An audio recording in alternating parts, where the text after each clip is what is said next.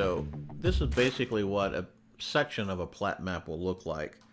And it's going to describe the lot that you're dealing with. Okay, so this, these are the, and so I just want to give you a brief idea, because when you're selling it, and that's the process that we're in, all right, we need to work from the plat map. So our next steps are all going to depend on this plat map. And I think before I do this one, let me pull up this one instead. Okay. No, I don't like that one either. Let me pull this one up. Yeah, this one's got much better detail. Yeah. All right, so let's go in here and look at some detail. Okay.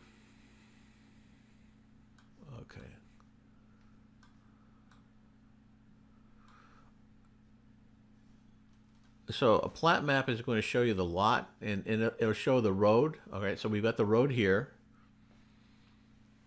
And then it's going to lay out each individual lot, and it's going to give you some information about the lot.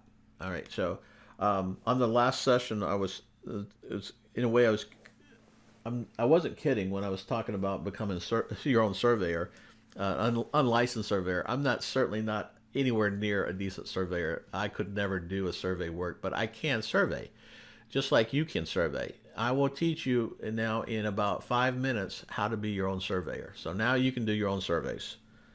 Because we are not licensed, we're not trying to create a survey, we'll never write this up. We're not going to do anything other than go find these two lot lines right there, that one and that one. That's what it means in my definition to be a surveyor, our own surveyor. I need to be able to go out there just like you as an investor and figure out where along this brush line, and there could be trees, solid trees from here to there with nothing in between. So how do you figure out where your lot is when all you can see on both sides of the road are a group of trees that go from one end of the street to the other because maybe there's nothing developed in here? How do you figure out which 100 foot of space is yours? So let's look at it and let's break this down. We need some definitions of how these plat maps are done. They're very consistent everywhere, so once you learn it, you got it. Okay, so in the middle of a lot, you will always see a number. That's going to be your lot number. We've got lots 17 through 20 right here. Okay, and across the road, oh, they bounce up to 34. If you see a big number with a circle and it's in a whole section of lots, that's usually your block number. So this is block 16, lot 34. You guys are going to be looking and finding a lot over your future. You're going to be looking at so many of these lots that we flip. This will all become second nature to you. So you're getting your first whiff of it right now. So we've got block 5, lot 20. All right. So and in this case, we've got up here, we've got like a cul-de-sac on that one, and that's in block 16 still, and we've got those lots. So you'll never have two of these numbers in the same block. So if you do see that, you're actually looking at the wrong block anyway. So let's go back and let's take a look at, let's see. Okay, so let's take a look at a lot and break this down further. So we've got the main road that goes through the subdivision, right? So it starts at the intersection of a street that goes this north and south and east and west. So the street is here, and at some point on the map, maybe not on this one, but on another one, in the plat that you'll actually see what the road width is. Right here, and typically here it's 60 feet. 60-foot road easements is what we have all throughout most of our county, and if you're on a really small road, it's typically a 30-foot easement. And that's very important to know because I'm going to come back and show you why we need to know that. All right. And then, um, for the most part, the lots that we're buying, that's it. Those are the two measurements that you need to mark down and kind of memorize. But find out what they are for your area, because I'm not gonna say this. Now this is when we do these higher end lots that I like when we're talking about $7,000, $5,000 lots that we're buying and up. All right, and now we're actually going out there. The lots below that, a lot of times I'll never go out there. All right, so you don't need to know a lot of this, but you still need to know some of it. All right, to be able to get to exactly how to get your lot corners, these corners right here. All right, so I'm going to give you a couple different ways to do it. All right, so keep on. Let's keep going with the definitions here. So what we have here is a lot frontage to the road. This is your main road, and you'll see a lot of times in subdivisions they'll back up another lot to this lot. Let's say this is your lot number 20. So you got a lot behind there before you get to another road. So that's just a real common setup because they don't want to put multiple roads through there. It'd be crazy. You only need one frontage to a property. All right, so we got the frontage, and when we're advertising, this is what we refer to as the frontage. So when you see frontage on an ad, this is what it's referring to. It's referring from here to there. This and on this one, and on most of the plats you're going to see the 100 foot. In this case, is 100 foot. That's the footage from this point to this point. And you'll see it all up and down here, and in here they repeated it. But you will see some maps where this will be blank, blank, blank, blank, blank, and you'll wonder, well, why is I don't know what the footage is? Why didn't they tell me what the footage was? Well, they have a little shortcut slang in the plat making world of surveyors, and what they do is if there's 100 foot frontage over here from this point to this point. And this lot's 100, that lot's 100, that one's 100, 100, 100, 100, and this one is 75. Okay, the way they'll do it is they'll leave this one marked 100, they'll leave that one marked 100, and they will leave these all blank. And what that's telling you is that every one of these lots that are blank equal to what that lot is and what that lot is. So if it's 100, that means all of these are 100. If you only have this one you're looking at, that means all of these are 100. So that's how they work it when you see a blank. So that's the other thing you will see. And why you won't see 100 here and all of these are blank and this one is 75. You'll never see that because now that's telling you, because you don't know, what does that mean, all of these are 75 or does that mean all of these are 100? Yeah, you can look at it and cite it, but that's not going to happen. So as long as they have two lots in a row that match, then everything in between is the same. All right, let's get back to our lot. Let's look at lot 20 here instead. So lot 20, we have 100-foot frontage. We have 100 foot on the back side. All right, and that 100 foot is obviously the back side of that guy's lot, which is always going to be equal to our lot most of the time. And then you have this other little line. You see this it's a little marked space line through here. And you'll usually find this little terminology somewhere along that line. This is called building line. So it's a 50-foot easement from here to there. That's 50 foot, 50 foot. All up and down. Every one of these lots in the entire subdivision will have this 50-foot building line, and it's an easement, meaning you cannot put your house up here in this area. You have to be 50 foot behind this line. So if you're selling a piece of property and you pull this plat out, and at some point you will, because you'll need to give this to the buyer, and you should give it to the buyer, and I'll tell you where to get this map in a second. What you're going to do is you're going to tell them, all right, here's your lot number 20. It's 100 foot on the back, on the front, 100 foot on the back. And here's your side measurements. It's 200 feet deep. And here's your building line. You have to build, whatever you build, you got to build it 50 foot into your lot. So you got to have their house somewhere back in here. So that's your responsibility. I consider that. Legally, it's not. I'm just ethically, it is your responsibility to make sure they know all this. Now, when they get to that point, they'll figure it out because they're the people, the professionals that are dealing with them are going to come in here and do it. But I think it because some people kind of jump the gun and do things the wrong way, and that's a very expensive mistake to lay a house up here in the front, or to move if they're moving their own house, for example, or decide to construct their own whatever barn. I don't know, but just it was not right for you not to tell them that. So just be sure to get your plat map, and now you know enough to get that. Now, real quick before I get into how do we find out where this 100-foot space is on a line full of trees. I'm going to answer that in a second. But before I do that, let me go over where you get this map at. You get this at your tax assessor's office. You've got 2 offices in every county that deal with taxes. You've got what we call the tax office. They're responsible for collection of taxes. They're not about the mapping of what gets taxed. The tax assessor's office is in charge of deciding or the mapping, and they will have this map in their office somewhere. So the first time you do this, the best thing I would recommend is you go down to your tax assessor's office and ask for some help on pulling, giving them the legal description and pulling that plat.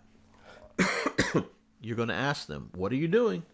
How do I do this myself? Because I have other deals I'm going to be doing. How do I do this? And then let them then explain. Don't just sit there and watch them because you're not going to learn anything.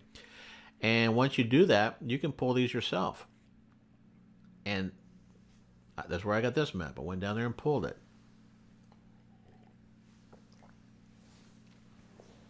Then I take a picture of it. You can ask them to make a picture, a photocopy, and they will. Or you can pull out your phone or your tablet and take a picture. And take a picture of as much of the subdivision as you can, because you're probably buying more property in that subdivision. It saves you the next trip. Okay, so now you know where and how to get this plat map. One other place you can get this plat map oftentimes is in the deed of records, because that's also filed on the deed of records. And if you have the ability to search individually for plat maps, which sometimes you do, then you can pull up a whole plat map and print it off. And you don't even need to go to the office then in that case. All right, so there's a couple of variations for you. All right, back to what we were talking about on how do we find this thing. And this is part of being our amateur surveyor. We do our own survey work, right? So let's pretend like this has not been developed all the way up to lot 16, and that's where the first house is that's in this subdivision. And that's very common. So you won't find a completely empty subdivision in what we're doing. It does happen very rarely, but it might only be because there's 1 or 2 houses or whatever in the entire subdivision. I mean, I've seen that, but for the most part, that's not the case. So for the most part, there's going to be a house somewhere or development taking place. So now we have a couple of different cues. We have a house that's being built over here. Therefore, they would have cleaned this off.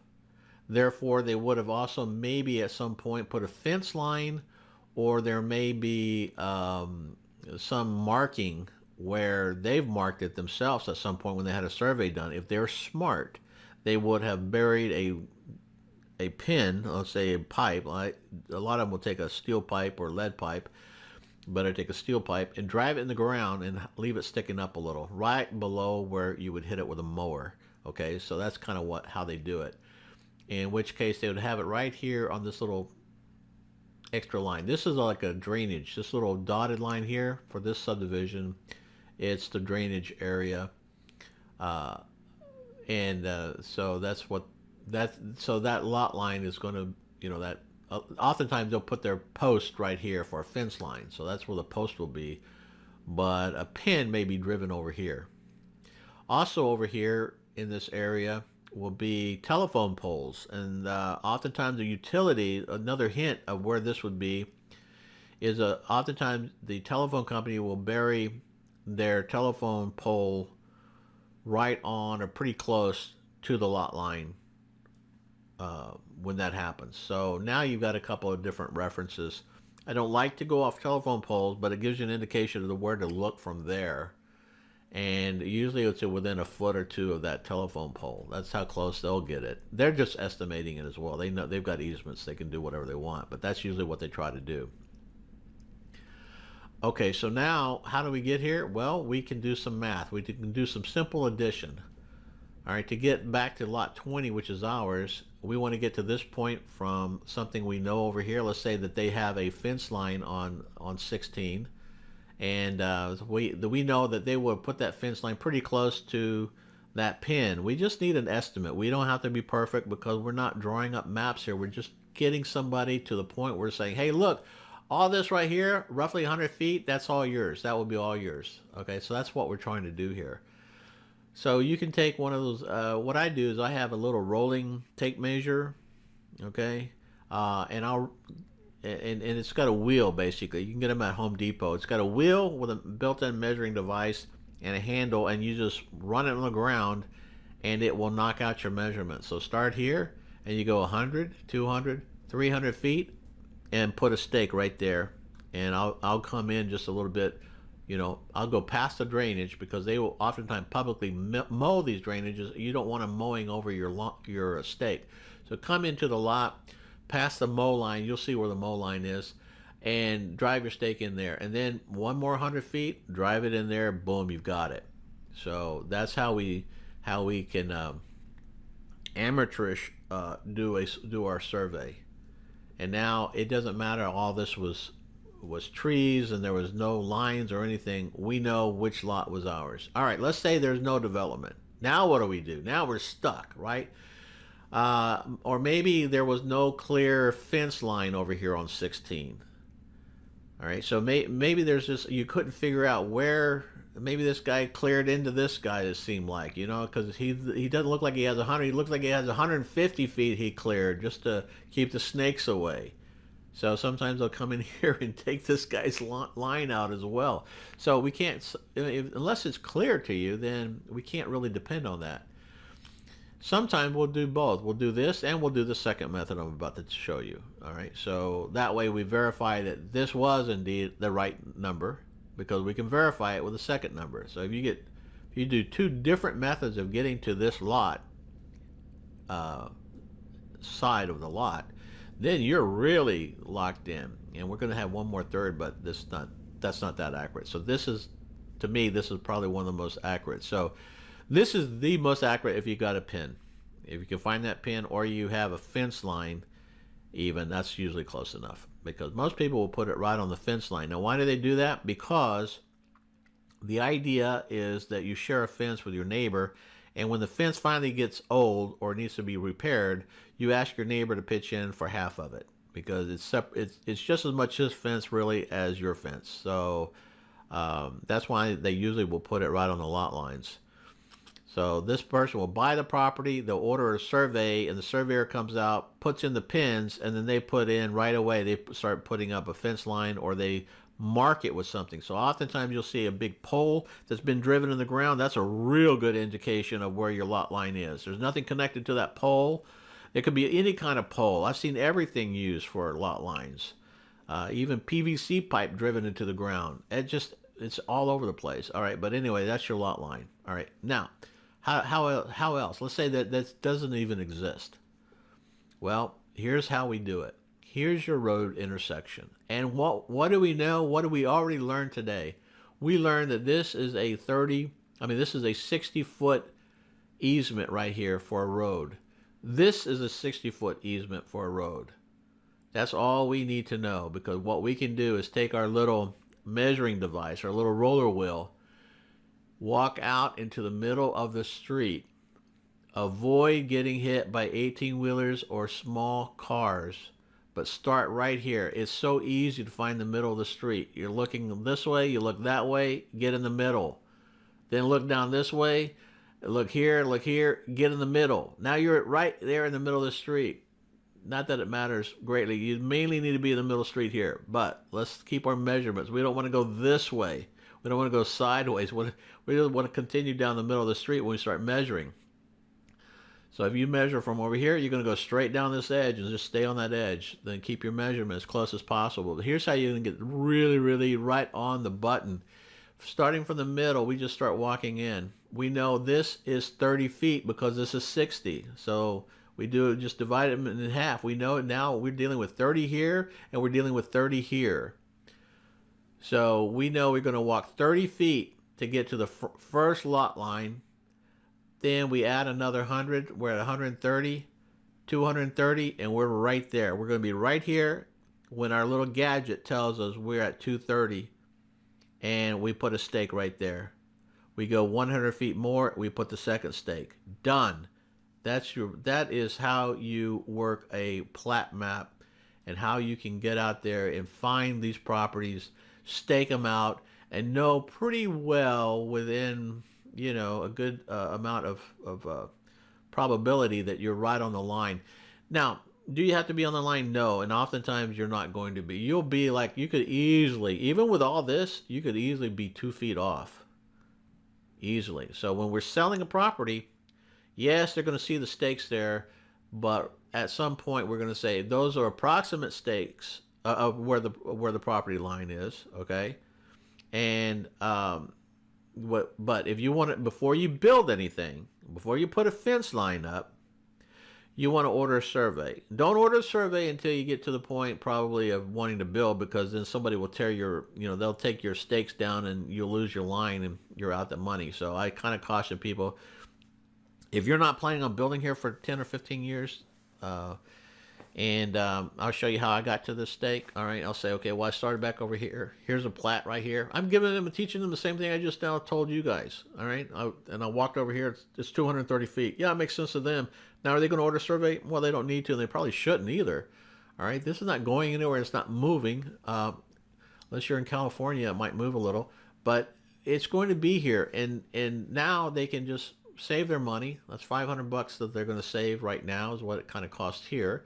And do it right, and then they're ready to build it out. All right, so that does that. Before we move on from the survey, now I did want to show you another way. This is a way that you don't even have to go to the property. And this is how I do virtual survey work, if you want to call it that. Because after all, this is totally unprofessional. But this is how we can do something without ever having to go out to the property and get those front lot lines and convey them effectively to somebody that we are selling to, which is the whole idea here, right? So I'm going to pick a state. Now, you can just open up a Google map. I'm going to show you two methods. All right, this is the first method, using Google Maps. We'll go to the second method in a second. We pick a area. We just go in. It really doesn't matter. We were so close to Nashville. Let's go to Murfreesboro. Isn't that where they have diamonds at? Yeah, I believe this is where this is diamonds. You can go dig your own diamonds out here. All right, so let's go in and let's find some lot lines somewhere. All right, so here we are in the neighborhood. All right. Do I see any lot lines? And this is one of the reasons I have a secondary backup system.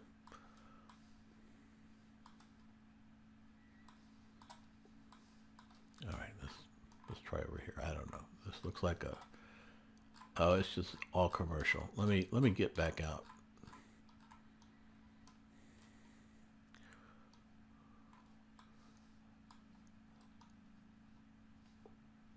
Let's get out of the Diamond District, okay? And let's see what we have down here. That's probably nothing. Oh, well, no, there's a lot of streets in here. All right, let's go on and see what we have here.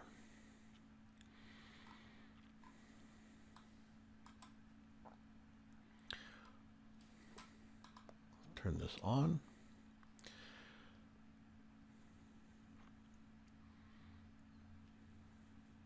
And it is slow as molasses, so we just have to give it a second. Mainly that's my fault. I've got a million things open right now on my laptop or my computer, and I shouldn't have everything opened up like that. But anyway, here goes. Okay, so here's a cheating way of doing it. you can pretty much look here and see where the lot lines are. They have fence lines going back and forth. They have this. Now, in some areas, you get really lucky, and when you're in that map mode that we just came out of, Google has actually mapped it out for you. So either way, all right, this is how you're going to probably pick most of them up. And then again, we'll go to the secondary method. But we can even tell, even by the color of the yard, right? So this guy's yard looks like it's dead, and this guy apparently waters his yard. So that helps us figure out where that lot line is coming down here. Now to do this, what we're going to do is we're going to double click to get in as close as we can on the lot line, right? And then we double click again right on that edge. And down at the bottom will pop up the Google coordinate for that lot line right there. Or technically it's not a lot line that's giving us, it just happens to be on top of the lot line. So this is Google's coordinate for this point, wherever you double click. Now, this is the coordinate down here, and the coordinate comes out in two numbers. There's a first number and a comma, a space, and then a negative, and then the rest of the number. So there's two numbers here, positive number and a negative number. And Google can find you any place in the world with those two numbers. And so can buyers. So we mark down this number so you can write it down, or the easier way to do it is to, and this sometimes works with Google Maps, sometimes it doesn't, you have to double click it. So here's what I do, and this is important. Just say the last three numbers over here that you see, 933. Now click it one time and it should put it up here. All right, so now you can copy and paste it, which you couldn't copy and paste that down there so easily. So this is the easy way to get it. And you can see that it moved a little. Okay, and that's the problem. And now it's jumping around. All right, now it's finally back to where it should be. All right, so you just got to double check and make sure that you're on the line, you know, and this number is the correct number. So just after you do this, do it again. Just do it twice. So now we're going to go get the other lot line, which is along this fence line. All right, and we can see the color difference right here and right here. So again, this, you don't have to be perfect. So I'm double clicking. I double clicked too fast and it took me right in there. So let me go back. Not sure where I was at, but it doesn't really matter. So I'm going to just click it once and it pops it up. Now, there is a way to copy this. I'll give it to you. Put your mouse over here under this blue thing, but not on the blue thing, and then hold down your mouse key and then go left, and you'll see it highlight, and that means you can copy it at that point. But it doesn't always work. So I'm just saying, just click it. It will pop it up there, and now you've got your lot line. Do it again, and you got your other lot line. And to get your back lot line, same thing, right? So now you've got all four lot lines under the Google coordinate. Now you can take that lot line and you can basically go to any Google map and paste it right into this address bar. So that's the idea behind that. Now that's one, that's using Google to do it. Secondly, I'm going to show you how to do this with a different source. So let me bring that other source up. And this is a video. So I made a video, and this is using Landglide, which is an app that you can download to either kind of phone that you have. And well, I'll just go through I'll just play this video. That way you can basically see what I'm doing. And I kind of forgive the shakiness. I'm trying to balance my iPhone while filming my tablet. So you go to Landglide, you find the property, you select the map. That way you can get in closer than you can if you just have it on the satellite picture. So this allows you to really zoom in close to the lot once you get there. And then you just push your screen around until you line up the middle, which is basically where that X is, right on that corner. Then you go back to the settings button up there in the right corner. and it will open a screen down below that says drop pin. And you hit the drop pin, and it's going to drop a pin right on that corner perfectly. It's going to tell you who owns the property and all kinds of information about it. But the important part right there, you see the two numbers that you need.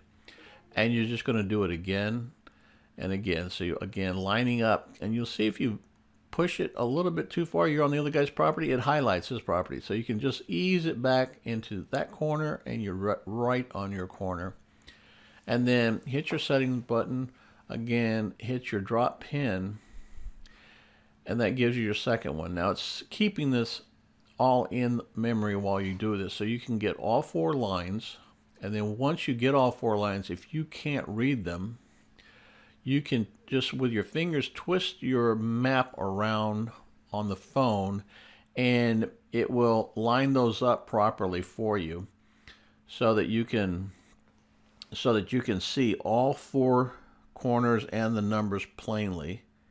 And then the smart thing obviously to do is just to take a quick snapshot so you have that in memory. But you can also go back to settings, and in the settings area you can go into an area there that allows you to email all that information to you. So you can just have it emailed to you via a CVS file or CSV file, and you can then take all that information down manually, or you'll have it there permanently.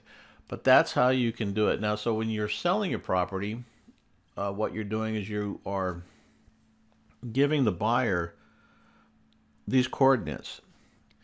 And most buyers know this, but not all. So now you've also got to say, so make sure you have a GPS app on your phone.